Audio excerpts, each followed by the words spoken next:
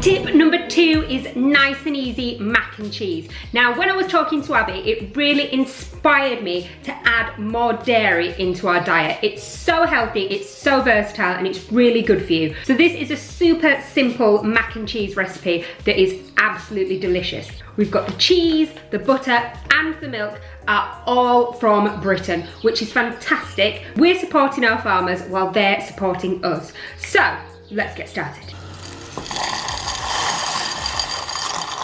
So while the pasta is cooking, we can start making our sauce for our mac and cheese. We're gonna start by melting some butter in a pan. The good thing about using Red Tractor products and looking out for the Red Tractor logo when you're shopping is that then you actually know that the food and drink that you're buying and that we're consuming has been farmed with care, and that it's all traceable and safe, and that the people who actually make it really care about the product that they produce. And it's just a really reassuring thing to know that you're feeding your family the best possible things that you can be.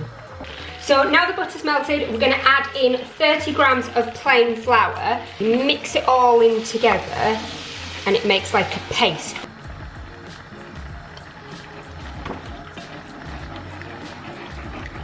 And then once you've added all your milk in and you've got a really nice smooth sauce, we're gonna start to add in the cheese. So the cheese will melt nice and slowly in the sauce. So you're always supposed to add your pasta to your sauce, not your sauce to your pasta, if that makes sense. I think it's something to do with so that you get all of the pasta coated in sauce and that you don't waste any sauce that you don't manage to get out of the pan. This is looking so, so good. Now let's have a taste. Oh, that's good. Really creamy, really cheesy, absolutely delicious.